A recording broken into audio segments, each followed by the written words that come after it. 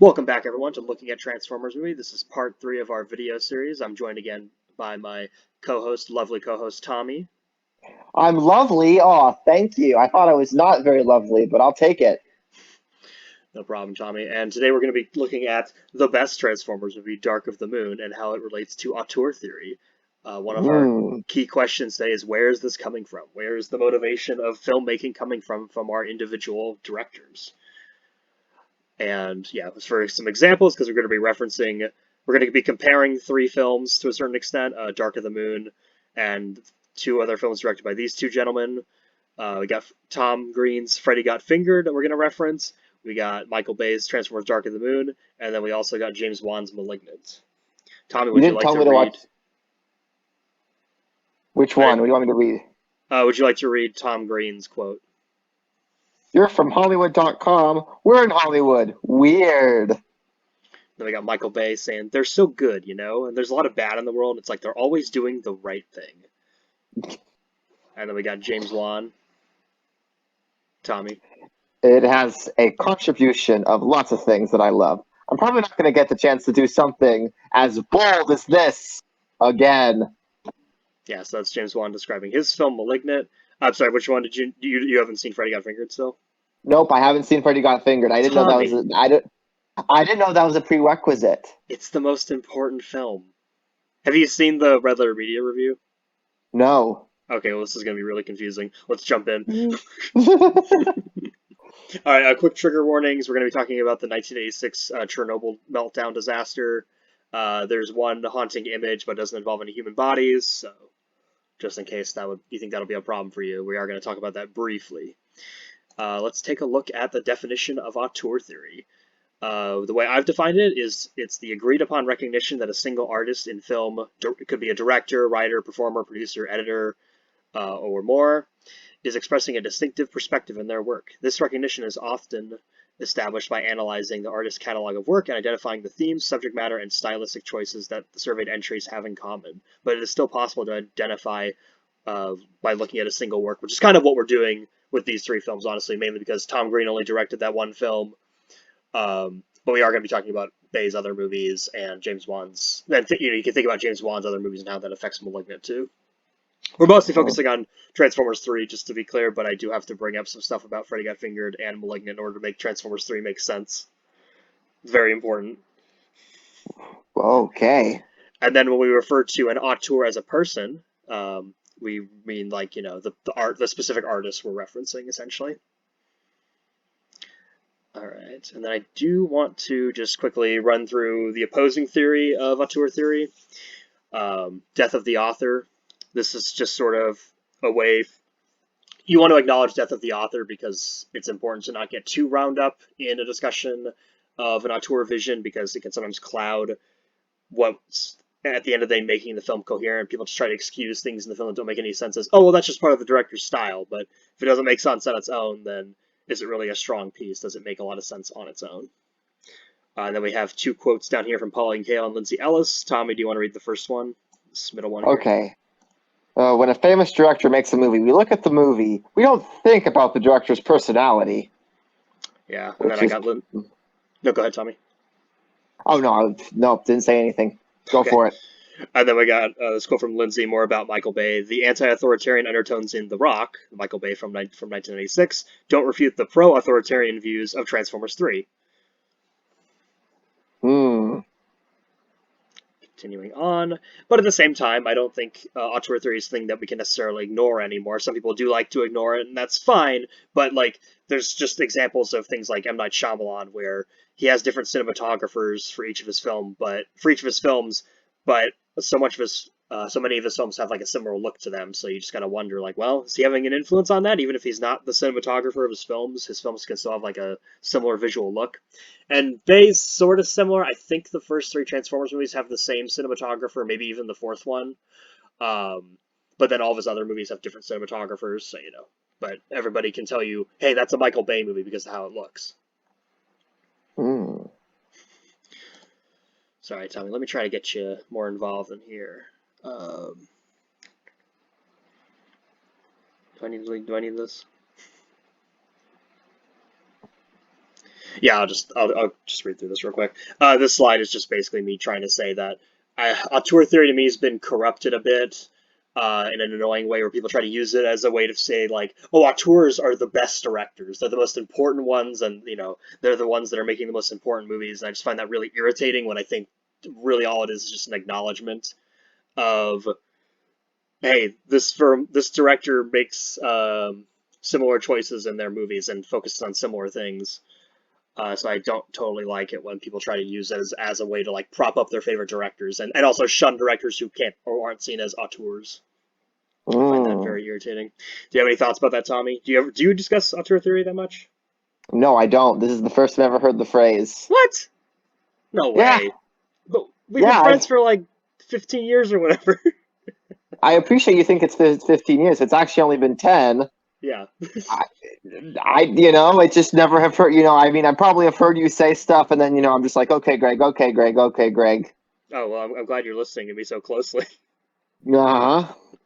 But No, I but mean, we've like, we've discussed directors though. We've discussed, and we've oh yeah, discussed. sure. So you've been part of the auteur discussion, if you did have a word for it. You just, when you're discussing a director and their style, you're discussing auteur theory. And again, that can go with other things too. My favorite thing to do is to do an auteur read on Adam Sandler. So there you go. Oh, for sure, As an for actor, sure. Yes, as an as a actor, yes. yes. Um, Interesting. Mhm. Um, yeah, I guess I have to ask this because it's sort. Actually, no, we're skipping this part. I'm skipping this. We're going to be today looking at the auteur trilogy of chaotic apathy, which is these three films. All came out 10 years apart from each other, perfectly spaced. And I feel like, especially these two posters, have some nice symmetry to them in terms of how the main characters on the covers are positioning their hands and arms. Oh There's something yes. going on there, Tommy. I'm telling you, these films are Oh, connected. okay. Well, I didn't see Freddy Got Fingered, so Oh my God, you know nothing about it? I don't know anything about it. Nope. This Dang it. you'll have to. You This is should have gonna told me to be. watch it. I'm sorry. I thought you. I thought. Well, one I did in the last session. You did? Sort of. I told the audience to watch it, so I kind of assume you would either watch the Red Letter Media review or you would. But okay. That's my bad. I could have made it more clear. It's essentially just like, just to boil it down. It's a really bad comedy, but we're all pretty sure it was bad on purpose because it's made by like a TV show like prank, not prank, I guess yeah, prank comedian who would, Tom Green. He would go around and like troll comedian. That's what I'm trying to say. Troll humor comedian was asked to make a generic comedy, and he turned in the most gross, offensive thing that he could, just to see if he could get away with it. Essentially, just like, Oh, nice. can I put a scene in the movie where I deliver a baby for a woman and I take the baby and start swinging it around by its umbilical cord. Can I have a girlfriend in the movie who literally just wants to give me blowjobs? Even though there's more to her than that, though. She's in a wheelchair, but she really wants to be a rocket scientist, so she is a rocket scientist and is trying to develop a rocket that can make her go really fast, essentially. Oh my Um, God. but her whole relationship with Tom Green in the movie is just to give him blowjobs. Nice. Um, but there's little, and the character he's playing is one of the most like obnoxious, mostly selfish. He's more just like an idiot. He's more just like unaware. Um, but a very irritating main character. He's playing a very irritating protagonist, um, and it somewhat comes across as like mocking like the man-child characters of like Adam Sandler that are supposed to be likable, but some audiences can find them very unlikable. So yeah, it feels like a sort of a parody of those kinds of movies, but done done with studio money that they had no idea what they were investing in, because they just gave this popular guy at the time money, said make a movie, and he just did whatever he wanted. Nice. All right, so Good for hopefully him. this presentation will make some amount of sense with Dark of the Moon. But let's keep running with this. So the way I'd like us to look at Dark of the Moon today is not as a normal movie, but as a movie that's challenging you to turn it off, challenging you to dislike it, a movie that just doesn't like you, and it doesn't want you to like it. Yeah. So throughout this episode, I'm going to be quoting Red Letter Media Quotes, the YouTube channel, from their Freddy Got Fingered and Malignant review, because I feel like what they're saying can be transferred to Dark of the Moon in the way that they treat those two movies as being like jokes. You've seen Malignant, right? Yes, I have. And if we talked about that aspect of like, is James Wan making fun of the genre? Not necessarily his audience, but just like the genre. I don't remember having that conversation, but Oh my I think I God, know what you're Tommy, what have we been talking. talking about the last couple of years? I don't know, man. I don't know. My love Our, life. yeah, I was gonna say our inability to get boyfriends. Our inability to Yeah, get boyfriends. absolutely. I swear to God. Okay. We should be talking about more important things like Malignant. Okay. All right, all right. So let me see if I can make this make sense to people, to someone who hasn't had this conversation with me before and then also hasn't seen Freddy Got Fingered. Go do that, Tommy. It's a masterpiece. Um, Okay. so yeah, I'll be quoting regular media quotes from here and like seeing if they align with how we're feeling about Dark of the Moon. And then my first one I got here is Dark of the Moon is awkward, uncomfortable, terrible, but at the same time it's hilarious to where I laugh and I can't stop laughing and I can't breathe. And that's Mike describing Freddy Got Fingered in the regular media review. And then yeah, Ah. just this like ultimate question of I used to hate this film with a burning passion. Like I used to think this is the worst Transformers movie. Five hadn't come out yet. I think four hadn't come out yet either. Actually, I'd seen this movie. Four wasn't out yet. Um, and I just hated it because it was so offensive and so badly done. And like this is insulting to Transformers fan. Optimus Prime would never do that stuff. And then one day I just said, but what if the movie wants me to hate it? And then I instantly just started enjoying the movie more and finding more comedy out of it. Intentional or not, we're gonna try to. I don't know if we're trying to figure that out, but we're going to address it. And then yeah, I just sort of explain that a little bit more with these slides. You got some more quotes. You want to read the green one? Okay. Oh, sorry. He, the director, is almost forced to do it and doesn't want to. Yeah. Freddy So got wonder. fingered. Mhm. Go ahead. And yeah, so that's like Mike again speculating. Did Tom Green making Freddy Got Fingered, like, did he want to make this movie, or is he making it so bad on purpose because he doesn't want to make it, so he's just gonna treat it like a joke? And it's kind of how I'm feeling about Dark of the Moon. We'll get into it. And then again, Malignant. Is this just a big prank? Question mark. Is Michael Bay pranking the audience with this film? Can he mean this for real? Well, let's get into Mm. it. This is going to be a very interesting podcast. All right. So yeah, film number three, Transformers: Dark of the Moon. What the hell moments number one through, I don't know. There's a lot of them in this for me. Um, Mm. Tommy, would you like to read the synopsis? After Michaela breaks up with Sam, he attempts to move on with his life to try to find a way that to matter in the world. Optimus Prime discovers a human conspiracy that may put America's Earth security at risk. Yeah, so America's security is at risk. Oh Ooh. no! Ooh! All right, so let's talk about how Sam's doing. I think, did we both agree last time he was sort of becoming a more likable character, sort of a more noble character, respectable character, like trying to save Optimus, undo his death, things like that. But where's he picking up? Where are we picking up now with Sam? I think it's 2 years after this movie, and he completely made a 180 as far as personality goes, as far as I'm concerned. Mm-hmm. What's he more interested in now? We talked about, and I talked about before too. Like, I was rewatching the second episode back. We talked about how Sam, he doesn't want to be.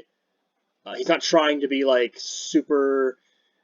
Uh, he's not trying to be the hero. He's just sort of like forced into that role. But how's he feeling now about that?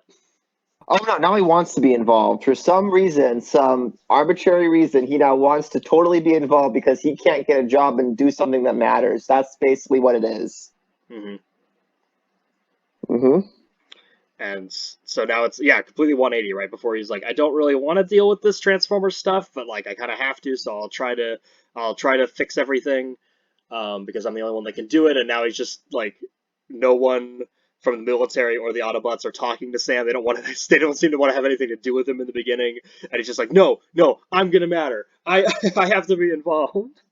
Have to be involved because Shia wants that paycheck, so we have to have him involved somehow. Yeah, and Michael Bay wants to keep Shia around. At least for this last one, yep.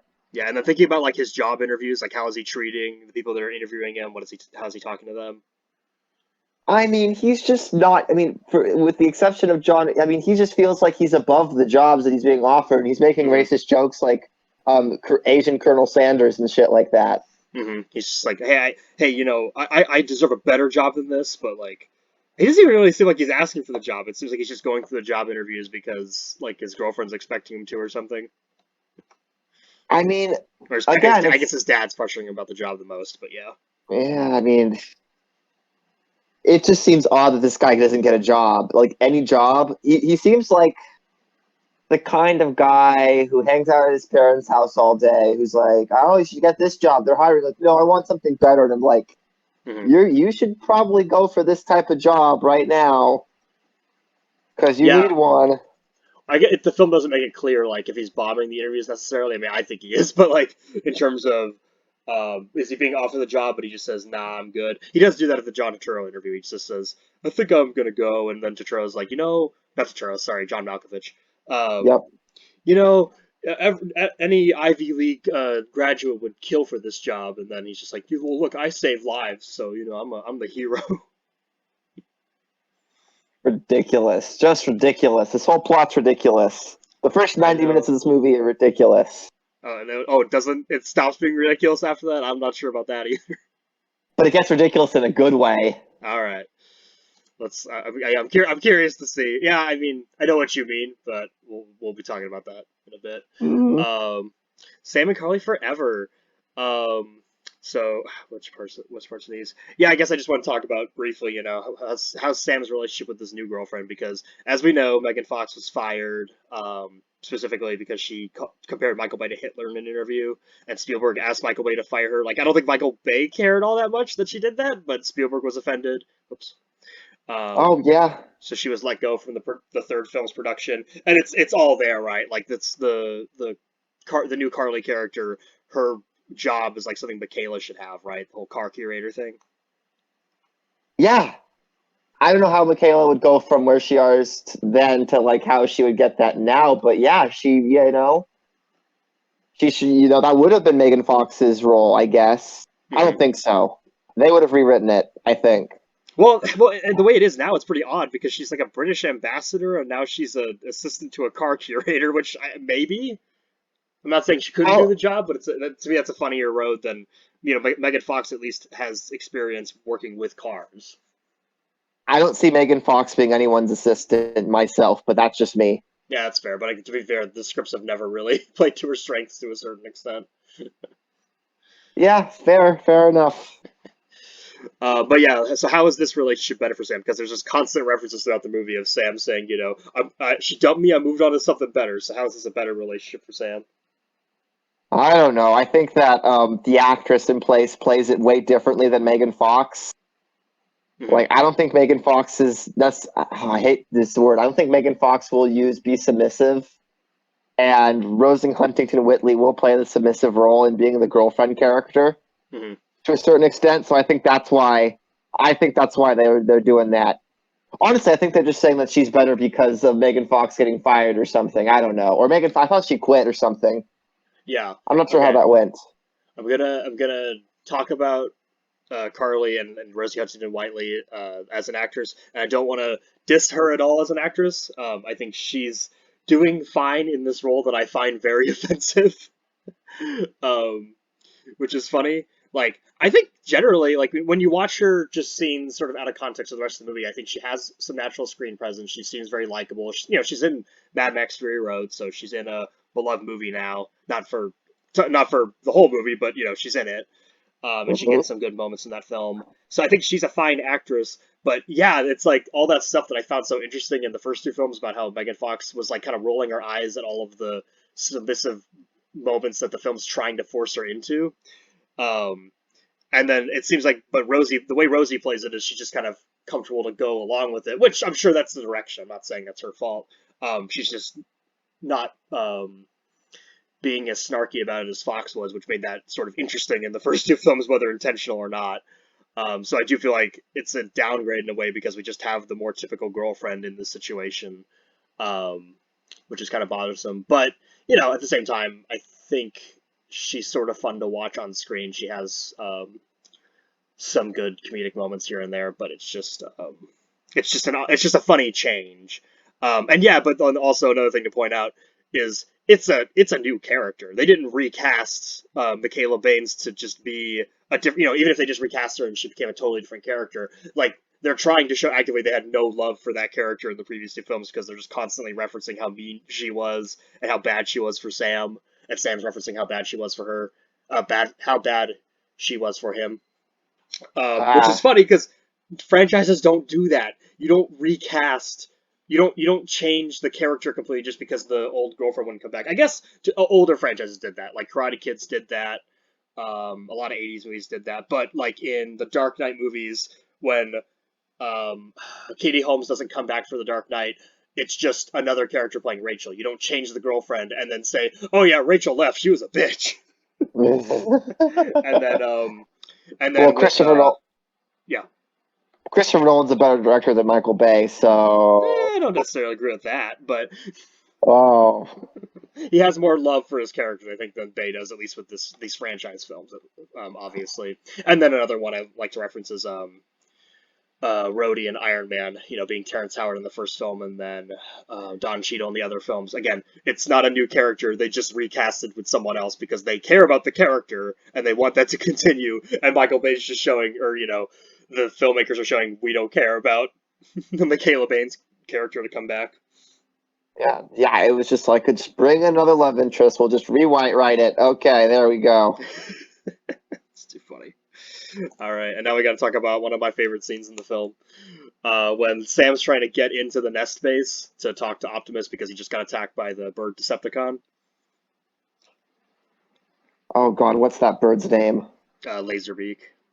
Laserbeak. Okay. Oh yeah, that bird. Oh yeah, the one that was in Wang's office. Got it. Yeah, and then just my absolute just favorite. Is it muted? Okay, good.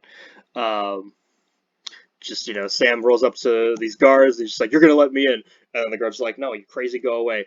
And then he tries to ram the barrier with his car.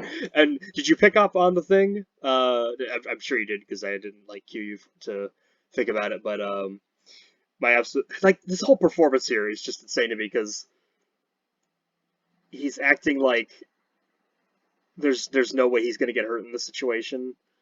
Um, but to me, the film shows some like self awareness about that, which is just insane. Because there's a part in the audio, it's like it doesn't highlight it, but just you can hear Carly yelling in the background, "Sam, they've got guns!" when he's tackling soldiers with guns. Oh yeah, completely ridiculous. Completely ridiculous. And it's just like, what happened to Sam? Like he's completely not able to think like, oh, this might actually hurt me. He thinks he's invincible at this point. Well, he went through two Decepticon Autobots, attacks twice. He's Yeah, he's feeling incredible. He yeah, died yeah, in the last movie, so he came back. So yeah. I'm wondering if yeah, I don't think that's a part of like I don't think that's the thing people think about if they watch the movie without if you're just watching the movie on a surface level or thinking about the movie on a surface level, you don't necessarily think about that stuff. But I do think that there's an element of that of Bay saying, "Yeah, this guy saved the world twice. His ego is going to be a little out of control." Jesus Christ. um, and then yeah, that brings me to my next Red Media quote: that Sam is the most unlikable protagonist. He's selfish, self-centered, he's stupid, and he's insane. Yes. Because everything in this film is ego-driven. It's like yeah, sure, he wants to save the world, but it's like he just wants to do it to prove that he can do it. But he already did it twice. What's the point in doing it a third? What difference would doing it a third time make? I don't Adrenaline get it. junkie? I don't know. Oh, probably. Michael Bay will do that to you. Yeah. Yeah. And then I'm trying to remember. How do I? Oh, I guess this is sort of the point I was making before. Um, just that. Yeah, just the whole Sam isn't doing this out of any desire to like save anyone in particular. He's not doing it to save Optimus this time. He's just doing it because he wants to be the hero this time, which is so strange from the last movie where he was doing it all Mm-hmm. just to make things right and like save his friend Optimus. It's so Yeah. odd. And Uh-huh. then It's like, yeah, go ahead. oh, it's like I lost my train of thought. Never mind. We'll just move on. Okay. And then I do want to just give a quick shout out to like I don't feel comfortable giving Sam any like actual mental diagnoses or medical diagnoses on his mental health, just because like this is just a sci-fi film written by Aaron Kruger and directed by Michael Bay. So I don't It think is, it's like yeah. I don't think it's very appropriate to like try to label him with like a real medical diagnosis that real people deal with. It's just I'm wondering is Bay's idea behind the psychology or is Aaron Kruger's idea behind the psychology is just like Sam has an inflated sense of self-importance and ego at this point. Not that he already kind of had a big ego, but it was more just like for the sake of being popular, and now he's like he really thinks he needs to be the one that saves the world. Yeah. And That's, then yeah, good. I have nothing to add. Okay. I'm not gonna give any psychoanalytic theory. No, God no. I'm not Yeah, I know, qualified to but do I just that. want to point that out because I feel like I listen to lots of reviews. People try to slap medical diagnosis on people, even though they don't even understand it themselves. They just heard stuff. Um, Exactly. but yeah, just addressing like I think this is what Bay's expressing with the character, but I don't think there's any. I don't think there's any foundation in them writing the character with any real kind of like medical justification based on actual research. It's just what they wrote. And then I do want to address this whole thing. So, like, if you were watching the movie with, if you're, sorry, at this point in the movie, and this is like when Sam has John Turturro and, oh God, the robot from Rogue One, help me out, Alan Tudyk over. Yeah, And yeah, then yeah. Carly shows up and, like, Sam, we got to go to my boss's party. And then Sam's like, no, no, I gotta stay home and do this. I can't support you at work right now. Well, like, what character arc do you think Sam's supposed to be going through at that He's point? supposed to be going through Miss Piggy's character arc in the Muppet movie, where it's like he needs to be told by Kermit the Frog. It doesn't matter if the whole world loves you. What matters is that just that one person loves you. That's literally what I was thinking. I was thinking of that line from the Muppets with Kermit the Frog. And do we see that with Sam? Does he like finally choose Carly over saving the world? Nope. Him saving the He world, does meaning both. He does sort of. both. He does both, but even then, like in the climax when he still like takes her aside to be like, "All right, I gotta go again because I gotta go save the world, but you're gonna be fine, I promise." Jesus Christ. And then, and I want to talk about Optimus's change in politics, changing his politics from the second film to the third film. Tommy, you want to talk about this for a minute? Well, in Transformers Revenge of the Fallen, Optimus Prime is talking to the U.S. government and saying, I don't want to be involved in any of your guys' politics. I just want to take care of the Decepticons, and that's it. Whereas the third movie, there is a brief scene where the Transformers go to the Middle East to take care of a Middle Eastern problem It literally because says like reason. Middle Eastern nuclear illegal nuclear site. Like that's all it says. Yeah, because I guess they're bored, or like, why don't they just go back to Cybertron? Oh, that's right, it got Well, destroyed.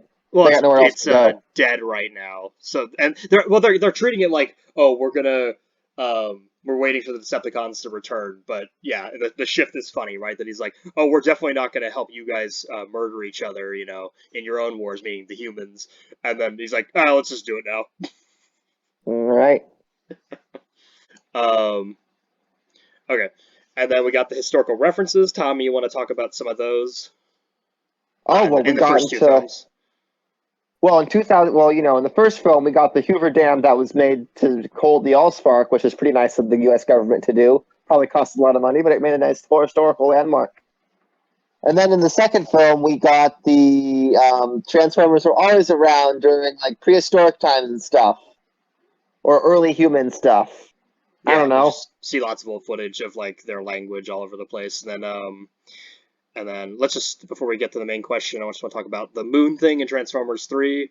Uh, what do we learn about the moon? There was a Transformer on it before we even got there, so we had to make the space race happen so we could find the Transformer. Hmm. Of Yeah, and course. then the question is, like, does any of this revisionist history cause any confusion among the audience? Like, um, is anyone actually going to mistake the real history of like, oh, were there really Transformers on the moon? Or even just more more of a reasonable question probably is just like, is this insulting to anybody? Is it insulting to think the Hoover Dam was built to protect the Allspark? Is it insulting to think that the space race was caused by a transformer landing on the moon? Nope, it's fun. No one gets hurt. Yeah, I don't. Yeah, If Buzz Aldrin says a okay, then it's a okay. I think he actually said when they asked him to be in the movie, his only concern was, but you are saying we went to the moon, right? Like he didn't want it to be a fake moon landing conspiracy movie. No, you had to go to the moon. The transformer was there. And then he said, "Shh, we can't tell people the real story." All right. He was in character, yes. All right, now let's talk about our trigger warning topic, Chernobyl. Tommy, do you want to read the first 2 points? In 1986, a flawed reactor design that was operated with inadequate trained personnel resulted in a steam explosion and fires that released at least 5% of the radioactive reactor core into the environment. 2 workers died immediately, and 28 more people died throughout the next few weeks due to radiation poisoning. Yeah, did you want to read the last 2? Sorry. Sure.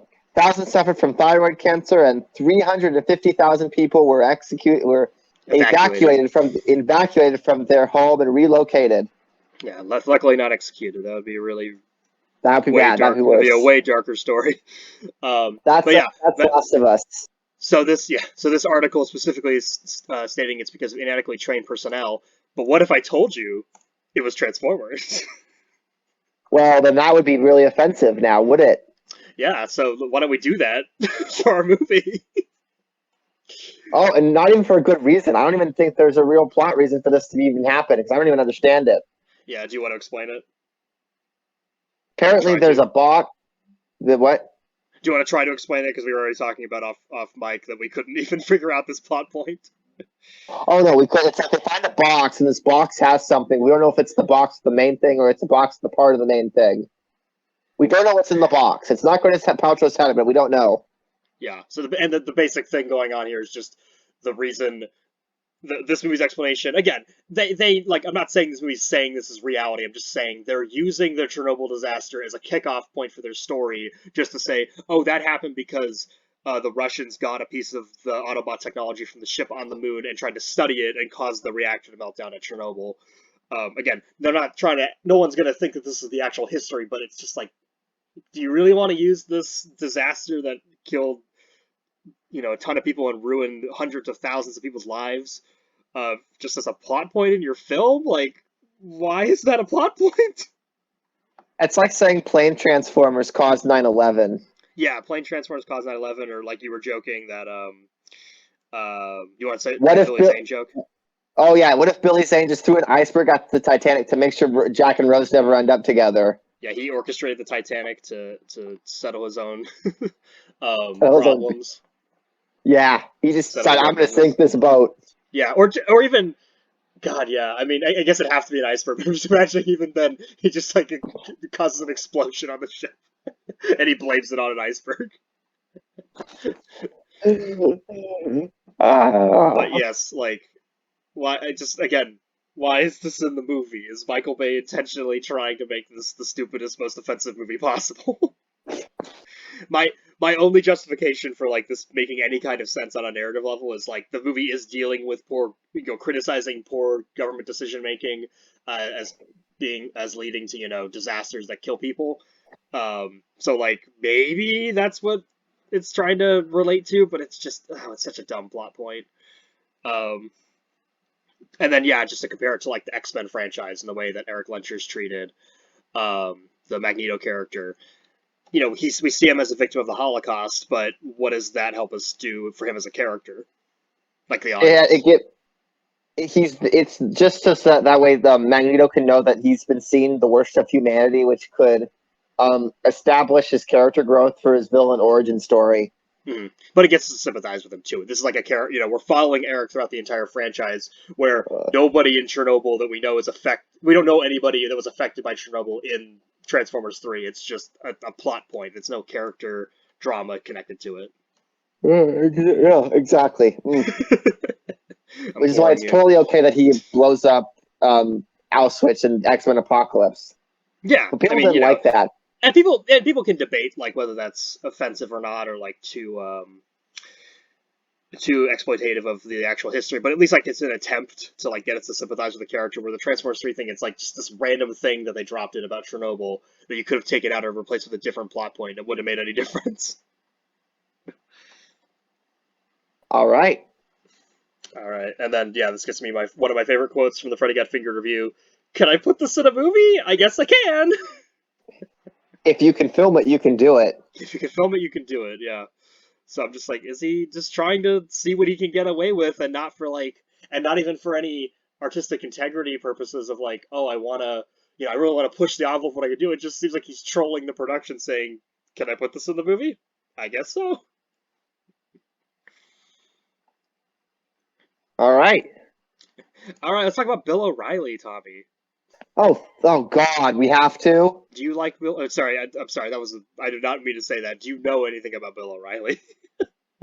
I know he's a Fox News guy, and if he's a Fox News guy, I don't watch him. Yeah. So, American conservative commentator, journalist, author, television host, often makes very provocative claims that support the right and attack the left, as we will see in Yep, the Dark of the Fox Moon clip. News. What did you think of this clip when we got to it? I just have to ask that. Like, what did you think when he showed up? It's like it's clear that I'm just shocked that a Hollywood production would allow this because Hollywood's very left wing, Mhm. and you're having Bill O'Reilly from Fox News in a Hollywood production, and that he agreed to be in this movie too, and that Michael Bay wanted him in this movie. It's just very bizarre. I mean, it's just to make John Turturro look like Gale Weathers from the Screen movies, so I don't take it too much offensive to it. But it's like, okay, you're putting Fox News in a movie now, so there's that. I was already offended with this movie from a different scene that we're probably not even going to talk about. I feel bad. We'll address what that scene is in the end, Yeah, we at the will. very least. Um, but also let's think about what Michael Bay's using him for. Like what? So Turturro's making the argument, that not all the aliens are bad. We should side with the good ones. And what's Bill O'Reilly arguing?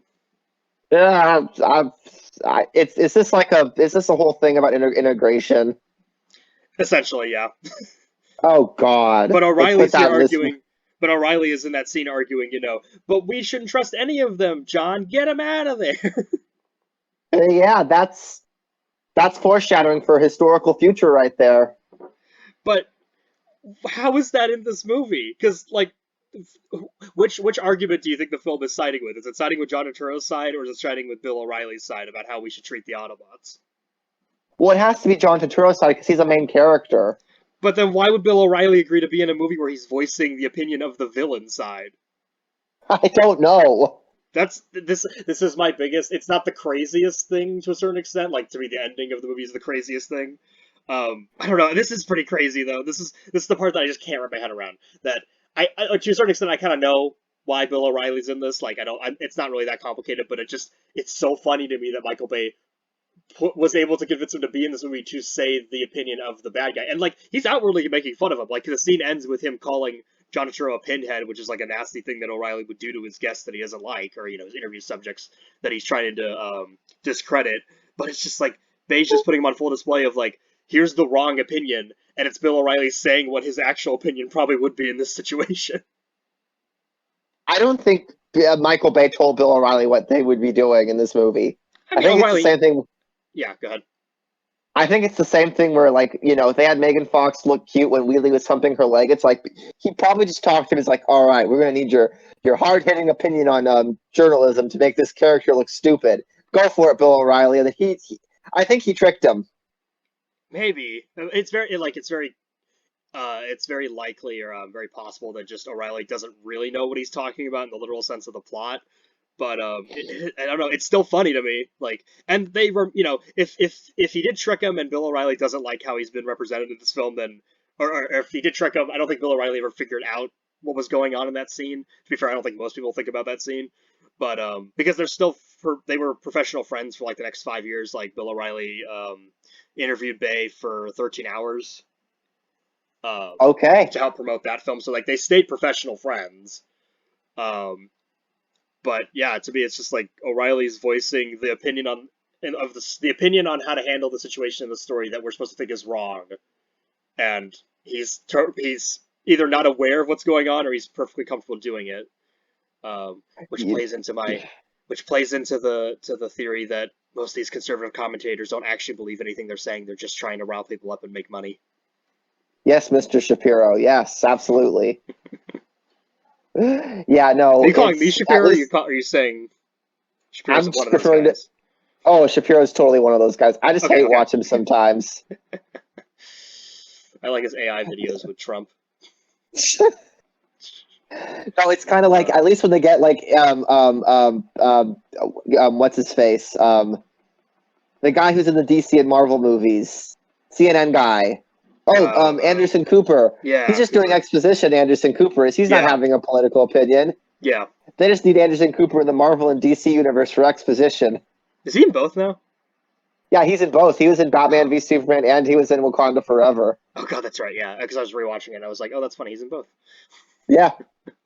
Yeah, that's funny. Yeah, and it's just like, well, Bay's using him for what Bay's using O'Reilly for like what O'Reilly does. Um, I don't know, I don't know if Bay's being critical of him or what's going on there. It's just so. I mean, honestly, I do think he's being critical of O'Reilly, but like he convinced O'Reilly to do it. He didn't get an actor to play Will O'Reilly. You know what I mean? Like he didn't have a stand-in. He got Bill O'Reilly and made fun of Bill O'Reilly. Oh yeah. I love it. I love it too. All right. And again, just that quote. Could I put this in a movie? I guess I can. Oh yes. All right. Let's start talking about some other robot drama. Um, I guess just generally, like, what do you think about Optimus and Sentinel's relationship? Do you have an And opinion? if I don't, I really don't. It's You not. know what the relationship is, though, right? In a super general It's like, sense. yeah, very general, very bland, very bland. It's oh But no, my mentor. yeah, Oh, my mentor's back. Great. Oh no, he's a bad guy. I feel betrayed. Kill. Yeah. and then yeah, I think that's fair. You understand their master student, Sentinel saying, it's your time to shine, Optimus, because this is your world or whatever. Which I always thought was a pretty funny scene because it's just like he's gonna betray him, so like, why doesn't he just take the Matrix? Is he worried the Matrix is gonna expose him or something like that? Always wondered about that. But let's sort of. Sorry, Tommy, were you saying something? Oh no, the Matrix was the last movie. This is the pillar stuff. We gotta go for that. No, I know, but I'm saying Optimus tries to give him the Matrix from the last movie, and then he denies it and gives it back to Optimus. That's the scene where they're out in like Africa. It's where they're in Africa. I don't know why. I don't know how they got there. It They can't. didn't. It Well, can't be. they It can't can't be fly. They can't fit Africa. on a plane. Hmm? They're not. They. Yeah. They. Yeah, it's weird. How they get to I Africa? They that can't that drive there. scene's always captioned as Primes in Africa, but I think that's just people thinking it looks too much like the scenes where Megatron's in Africa earlier in the movie. So that's why it gets captioned that way. But I don't think they're really in Africa. But the scene is constantly called Primes in Africa. So um, all right, I swear my lecture's almost done, and then we can just talk about the movie like normal human beings. Um, I do want to compare how Sentinel's set up as a villain compared to Megatron and the Fallen, though. Think about Megatron. What does he want? I don't know, to rule the humans is as much as whatever you need. Want to use the idea to he wants to create more Decepticons so he can conquer the world. Apparently, so And that's what does the Fallen want? he wants to destroy Earth's sun to grow more Decepticons for his army. So kind of just like So both take over the world plots, or become super powerful plots. yeah, and so I think that just Sentinel Prime wants to enslave humanity. Yeah, but what does he also want? What's really important to him? I could not keep track of this movie at all. Oh my god, Tommy. He wants, he talks about trying to resurrect Cybertron, right? Oh, I guess. So he has an interest in resurrecting his planet, resurrecting his race. I'd say, that's at least a little more complicated than just let's make an army to destroy the world. Didn't General Zod try to do that for Superman once? Yeah, it's very similar. Yeah, it's actually pretty much Man of Steel's plot. Yeah. So if that helps you understand the film a little bit better, it's basically Man of Steel's plot. Yep. Except Man of Steel did it better. And then think about like how were the villains oft in the previous two films. Do you remember the details at all? It's okay if you don't. I remember Megatron got his Allspark, but the Allspark was put in his chest, and he got killed by that. Yeah, I don't remember how the. That's when he's trying to attack Sam, take the Allspark, so Sam has a self-defense move, shoves into his chest, kills him. Yep, and I don't even remember what happened to the Fallen. He gets his face ripped off, and Optimus says, "Give me your face." Oh, good. It's beautiful. But at the same time, I would describe it as like a fair fight. It's just like them fighting against each other. It's fine. And then how does that compare to how Optimus takes care of Sentinel in this movie? Oh, tears his head off, I think. He tears Megatron's head off, and then what? He tears Megatron's head off, and then okay. And then when he's Sentinel, though, you got him over here. Oh yeah, he axes his head, begging for his life. At this point, Sentinel's just like, Optimus, I just wanted to save our people. And then Optimus is like, you betrayed me and yourself. He just axes their heads. And then it just, bah! Oh yeah, so definitely. This is my favorite. This is my favorite thing ever, I think. It's just Optimus Prime just murders everybody at the end of the movie. Oh, why? At this point, why not? Yeah. We want to go home. He like murders everybody. Movie's over. The end. But just the mercilessness of it, right? Like what other blockbuster film just ends at least PG-13, right? PG-13 blockbuster. I'm sure there's like John Wick movies or whatever where he kills his enemies cold blood, but like just PG-13 blockbuster. Can you give me one where the hero is facing off against the main villain and the villain's begging for his life and the main hero just kills him? Can you tell me one, Tom? It's worth like Thanos in at the beginning of Endgame, where he's like basically sucking up to Nebula before Thor cuts his head off. But otherwise, that's it. Mm-hmm. That's the beginning of the movie, though. So I can't think of anyone. But he's not really begging for his life at that point. He's just kind of like, "You guys do whatever you want. I've done what I need to do." And then I think, all the Scream movies went. No, the last Scream movie when Can I spoil the last Scream movie? Not the one that just came out. The one that like. Oh, I know what you're talking about. Let's not spoil it. But I was also only asking for PG-13, like PG-13 films, like Marvel, shoot. Star Wars films. I can't think of any. Because I can kind of see a horror movie, but just the hero just to the villain begging for his life. I've never seen a movie do it. I can't think of any PG-13 movie. I've seen it in The Last of Us. I haven't seen it here. I haven't seen it in any other. Yeah. Yeah. And it's just funny because he's like the most sympathetic villain we've had so far. Like, again, I'm not saying it's great. I'm just saying that he has a motivation that's like somewhat understandable, where the other two were literally just, haha, let's take over the world. But he gets the most brutal execution. Yep. To quote the Red Letter Media review, when they only watched half the movie each. Jay watched the first half and Mike watched the second, and then Mike's asking him, like, what do you think happened in the second half? He's like, well, I think Leonard Nimoy probably redeems himself, right? And Mike just goes, nope, Optimus Prime executes him. Sounds about right. That's beautiful. And then, so, it just makes me question, what is the message of the movie? How does Dark of the Moon treat the characters' villains who put the United States / the world's security at risk? What could a theme or message of the movie be based on these observations?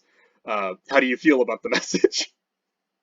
It's America first, baby. You can think about like Ken Jeong, getting killed after he helps the Decepticons. I know a Decepticon kills him, but like it's like the movie saying, you help the Decepticons, you deserve to die. Oh boy. Any thoughts on that? I mean, it's like America first. If you're pro with America, you are the good guy. If you're against the bad guy, you get to die or get punched by Shia LaBeouf. I mean, did it happen? Does Patrick Dempsey die at the end of this movie? Yeah, Shia shoves him into the pillar at the end and like kills him. Oh, so he does die. Yeah. Okay, so I'm just gonna play this. It's better. No, It's better than how they killed It's better than how they killed McDreamy in Grey's Anatomy, I guess. I'm gonna play He this just got clip. hit by. Fine, play the clip. Oh, it's not. Either you are with us or you are with the terrorists. Beautiful. All right, Tommy, can I have you read our next regular media quote? When someone falls this flat on its face or succeeds completely, I want to laugh a little and enjoy it. The greatest prank in film history. Yeah. So if Bay's making fun of this movie so much, it's like, why is he making it, right? But I see a pattern here, though, after Dark of the Moon of like types of movies he's making. We get Transformers movie he wanted to make, Transformers movie he wanted to make. Oh, why, yes. Sorry, I may have summed that up too easily. But yeah, it's like, I'm wondering, did he, is he just making these movies just so he can get his other movies made? Why is he doing this at this point? Yeah. I'm not the one to say. Do you want to, can you read this one? Okay, I think Michael Bay did not want to make this movie. He was told to make this movie. In exchange for making a movie he wanted to make, Pain and Gain, and he said, okay, I'm gonna make it fucking awful. I said, okay, but I'm gonna make it fucking awful. Mm-hmm. Yeah. And then, yeah, just like another piece of evidence of like, did Michael Bay not want to make more robot movies? All of the villains are dead at the end of the movie, except for Sam. And it's just like, He just dies in between movies. Yeah, Megatron's dead for the second time in this franchise. All the new villains introduced are dead. Tommy, can you read the last quote? There are other moments where it feels like he intentionally sabotaging the movie / franchise. Yeah, like, is he just doing this? Like, I just don't want to make any more Transformers movies. I'm gonna kill everybody. I'm gonna have it end in the most sadistic way possible, so nobody could possibly want to see another one of these. And then he had to make 2 more of these. Good times, good times. But one of them's the best movie ever, and the other I one's The Last Night. Yeah. So that's just my basic argument. It's just like, I think he made this movie to make fun of the audience, and I kind of love it, but it's also horribly offensive and bloated and long. And let's talk about it, Tommy. Okay, so what's the scene I'm missing? What's the scene that offended you? The gay jokes in the office scene with Ken Jeong. That's the scene where it's like he's assaulting him in the bathroom, deep weighing. Mm-hmm. I don't care what you dudes do. You could still work here. And I'm just like, you can't do this. You can't make this movie. You can't do it. You can't. Like, what? What's No, particularly offensive about that compared to other scenes, though? Because to me, like, it more just plays as like awkward as opposed to like really mean and like. But yeah, go ahead, explain it to me. I just think it presents terrible like gay and Asian stereotypes that I don't like. Oh sure. And it's like the whole movie is just this like the whole first 90 minutes of this movie is this beleaguered mess of we have to have Bill O'Reilly make a political opinion and with robots. Mm-hmm. We gotta show a chick's butt for some reason. We gotta show subservience. We have to have McDreamy like Hamlet up as the villain, and we have to like say, oh, and America first and all that stuff. And I'm like, it's almost a movie I don't like. And then the last act happened where it's just this really fun, creative action set piece where they're in the building, they're falling in the building, they're sliding off the building, they're shooting the glass so they can slide off the other side of the building. Now they're having the building go down. Now they're jumping out the building when it's tilted. And then there's the scene where Josh Duhamel and Shia LaBeouf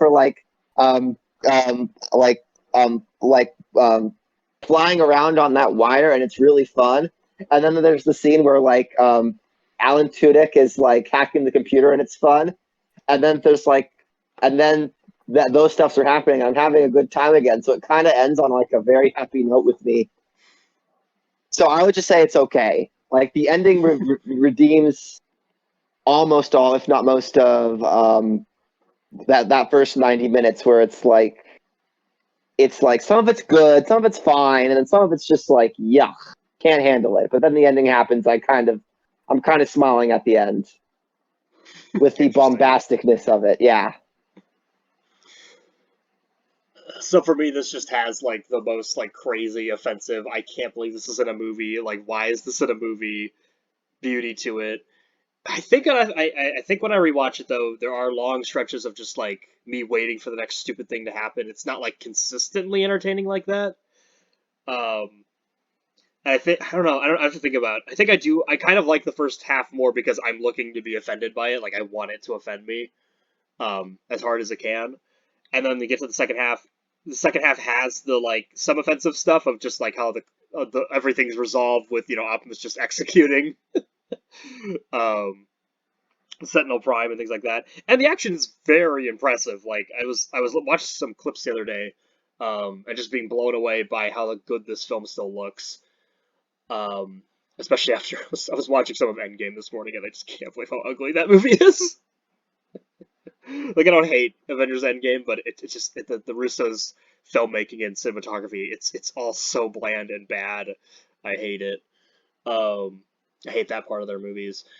And then just watch this, I'm like, oh my god, why can't blockbuster films look like this anymore? And sometimes they do, but like it's just so insane. And at the same time, though, it's way too much. Like it just gets exhausting after a while. But this film holds a special place in my heart of just like being this thing that I despised for the longest time.